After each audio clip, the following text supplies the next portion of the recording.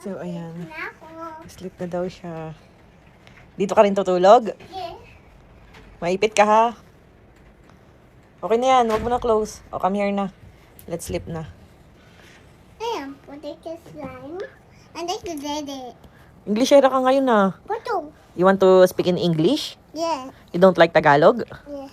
O, you sleep beside mommy na. Dali, dito sa kabila. Kay daddy, bali. Oy, amo dyan mo lang yan. Ano po dito? Dito ka lang. Sige. Sleep na. Love you. There's Atakip. Kitty. Okay na.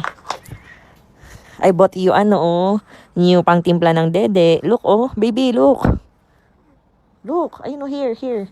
Oh, you see that? You like it? I love you. Tapos ayan, pinaset up lang namin yung TV namin dito para, ayan, movable siya. Kasi wala na talagang space, guys. So, first skip na talaga. Ayan. Grabe guys, ang cute ni Natnat. Ang laki na talaga niya. So ayan guys, good morning. First day namin, ay kakagising ko lang. Kakatas ko lang maligo. First day namin dito natulog sa ibaba. Ay, may family picture. Sabi ni Natnat, ching ching, iyak Natnat tulog. Sabi, ayan. So, check out na kayo ng new look ng ating Rosmar Cagayaco Bleaching Whip Soap. Ito na po yung new look. And bawat sachet guys, bawat soap is nakapack ng sachet. So, ganyan. Huwag na kayo bumili ng mga old packaging kasi marami po talagang namimeke ng vanilla soap natin. So, ngayon, hindi na nila mapipeke. Kaya ultimo yung mga namimeke, nag-order na po sa amin at nagtitinda ng ganito. Kaya grabe, sold out talaga.